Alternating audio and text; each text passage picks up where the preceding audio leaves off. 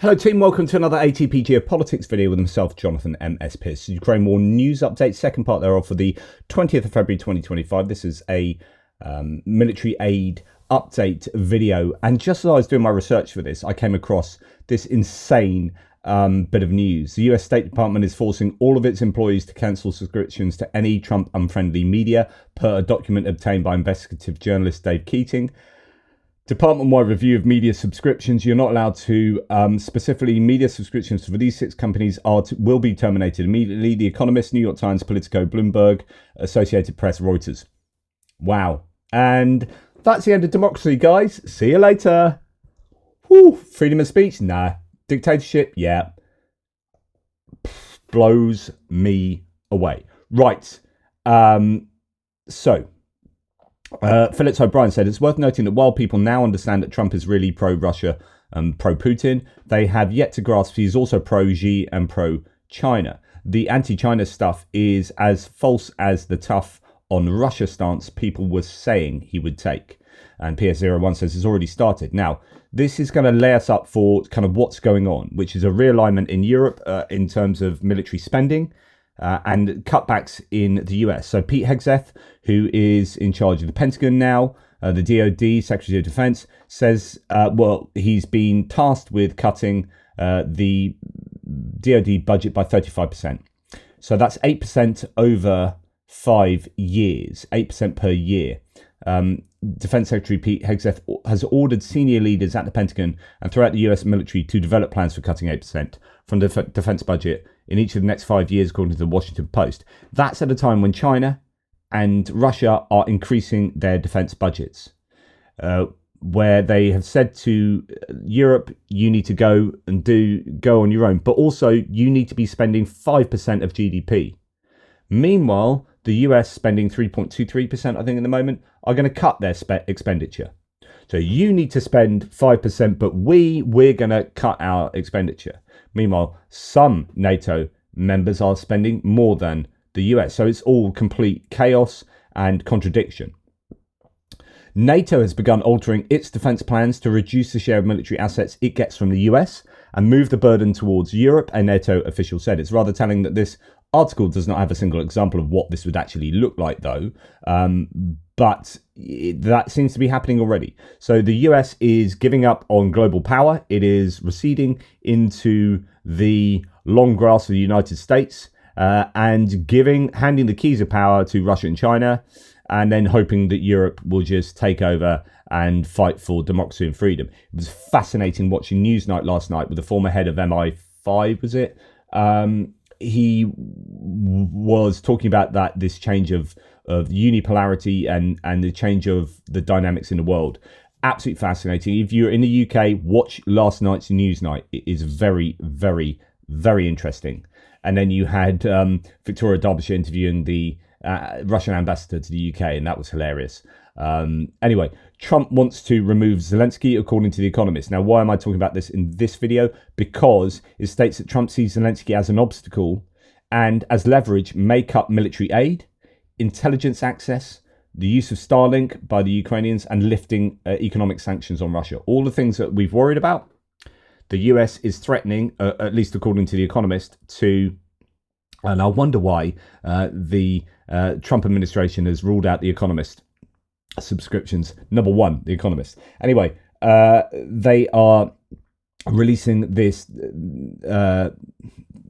idea, I don't know, these claims that after the US has called Zelensky a dictator, they want him ousted, as a democratically elected leader under martial law and following the country's own constitution. And the US always talking about how the constitution this, the constitution that, but another country's constitution, yeah, screw that. Doesn't matter. Whatever.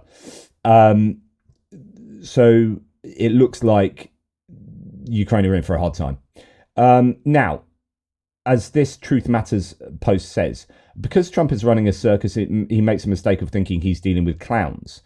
Okay, bear with this, because this is interesting stuff. Zelensky is a shrewd cookie. He's smart. He's a strategic thinker, and he's in a different league to one dumb person. He knows this is going to be a game of chicken. Trump desperately needs to show to his hero Putin he can get this done. What he forgets is he can't get a thing done unless Zelensky signs it off. Trump is burning bridges with allies around the world, and if Europe calls his bluff, it's a busted flush. All Europe has to do is cancel all arms contracts with the US, ask Canada to do the same, seize Russian assets in Europe, and turbocharge French, German, and UK arms manufacturing. I'm not familiar with Canadian arms manufacturing, so I can't comment on their ability to join with Europe. Although, just as an aside here, there are people calling on Canada to cancel F-35 deals and buy the Gripen because they were wondering about buying the Gripen. Okay, the F-35 is a better plane, and etc., etc. It's more expensive, so there are pros and cons to either plane, but you could see Canada start looking towards Europe and then putting financial economic pressure on the US. So he continues, France is already the second largest arms exporter in the world. Trump needs to be careful not to overplay his hand. Of course, this is a very simplistic assessment. It would be a complex and painful process, but it would hit the highly profitable US military industrial complex, which would in turn be very annoyed with Trump. And this is exactly what I talked about in the live stream with Greg Terry yesterday. Zelensky does not and should not give up oil and mineral rights. He does not need to. Europe has some cards to play here. Specifically, and we'll come to this in a second, as they might have an absolute bucket load of money to throw at defence.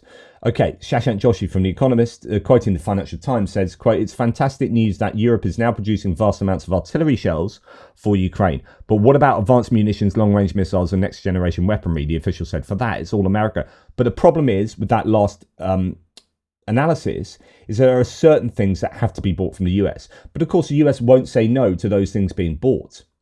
They're not going to turn down sales, even if that's going to go to Ukraine and they are kind of not friends with Ukraine. If people are going to come up to them and say, we want to buy Patriot air defense missiles, PAC-3 missiles or whatever, we want to buy this, we want to buy that, because we can't get that on the European or international market, then the US is probably going to say yes. Now, Michael Weiss says the EU is considering redirecting 93 billion euros. That's almost $100 billion in untapped pandemic recovery funds into its defense sector as part of efforts to increase investment and military spending after the Trump administration warned it could withdraw US security support from the continent. Wow. Denmark will invest in surface to, and there's some talk about the overall plan being $700 billion. I don't know if that includes frozen Russian assets, whether they can be used for Europe. I doubt it, but there are different theories being thrown around at the moment. But $93 billion or euros, sorry, would be very, very useful for the European defense sector.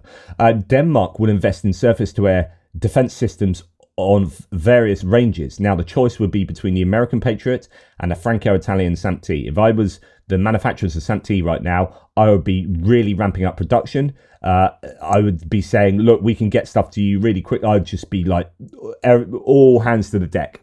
We're doing this because now's your time where you get to a competitive advantage over the US in terms of you are European based. And that would fit in line with the European defence strategy, a 60% procurement from within Europe. And goodness knows that the Europeans are going to want more than that probably now. This is like circling the wagons in Europe.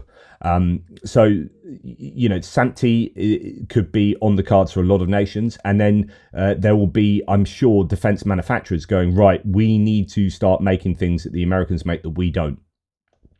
BAE Systems, big manufacturers like that, are going to be thinking, ooh, now's the time to tap into this European circling of the wagons. Denmark, speaking of Denmark, they will spend an additional $7 billion on defence over 2025 and 2026. That's additional. The 2024 defence budget was already $5 billion for starters. So that's, you know, that's going to push it up to, I guess, $8.5 billion over each year, which is a massive increase. That's almost doubling it. Tomorrow, the government will announce new powers of the Chief of Defence to allow him to expedite procurement as well. This is the way, says Colby Badwa. Interesting. And Denmark jumps above 3% of GDP on defence, not in 5 years or 2 years, but immediately this year, with a new fund to top up the existing 2025 budget. The order, buy. There's only one thing that counts now, and that's speed. Every country can do this, says Edward Hunter Christie. My goodness. So Denmark are leading the way. The UK and France are developing a plan for possible security guarantees for Ukraine after the end of hostilities, but it will depend on Trump's agreement to provide, among other things, American aircraft and intelligence. Indeed, well, there's one analysis, this one coming from Rusi, assuming 6-month deployments this would essentially commit the deployable army if the current UK presence in Estonia remain in place. At best, it might represent a force of around 4,000 to 5,000.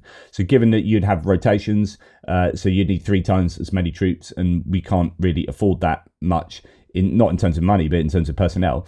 5,000 at the most is the likely number there that the UK could commit to Ukraine. Now, there is some serious news coming out about a peace plan that the UK and I guess France have been co-developing to, but it seems like Keir Starmer's at the heart of this, to present to the US as Keir Starmer, and now I hear Macron is going out to Washington. So British Prime Minister says Anton Gerashenko, Keir Starmer will propose a peace plan to Trump for deploying European troops in Ukraine.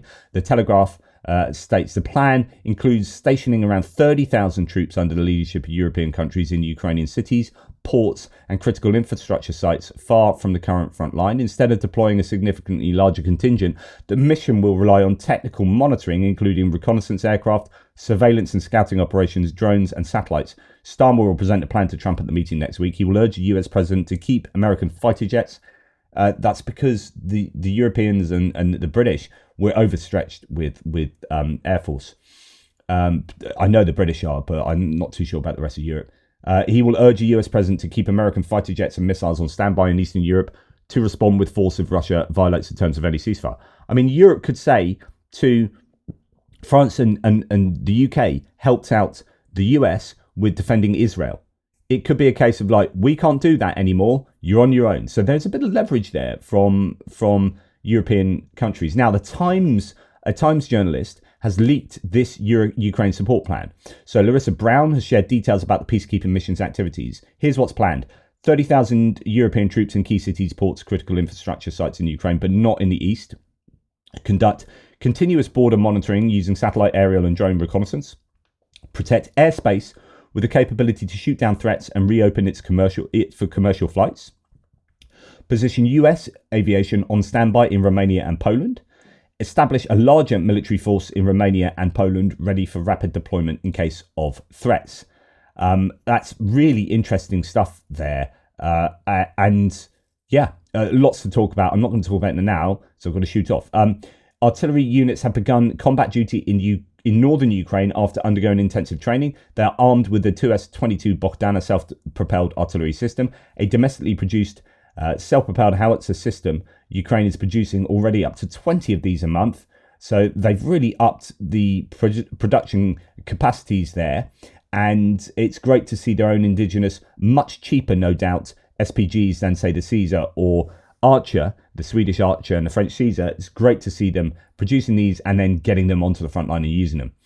German aid to Ukraine in return for delivery of 3 Leopard 2A6 main battle tanks from the Portuguese army. Stocks to Ukraine. The German MOD and the Portuguese MOD have agreed that Germany will finance the maintenance of the remaining active Leopard 2A6 fleet. That's around 20 million euros.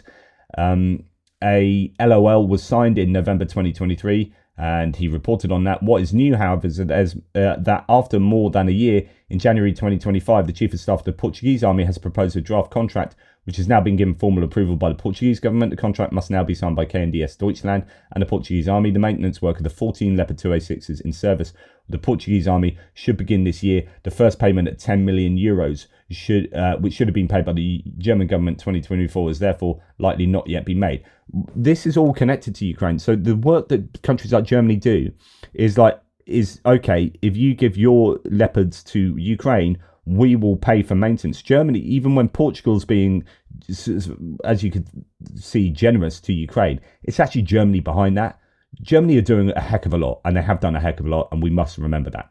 Right, TASS, the Russian state media site, says that according to Brazilian President Lula da Silva, German Chancellor Scholz attempted to buy weapons for Ukraine from Brazil. Lula emphasized that Brazil will not sell arms to countries seeking to kill Russian citizens. We maintain neutral, he said. Of course, to be expected from Brazil. They are compromised by being a member of BRICS, but still pretty annoying that they didn't sell stuff to Germany. And finally, Russia is setting up production of Shahed jet drones. This is a Shahed 238 or Garan 3 with a Tulu 10 or 13 turbojet double circuit engine, which provides a flight speed of up to 550 to 600 kilometers an hour at a range of 2,500 kilometers.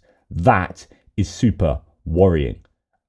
So yeah, that is happening apparently. Anyway, thank you very much for watching. Really appreciate your support. Take care, and I'll speak to you soon.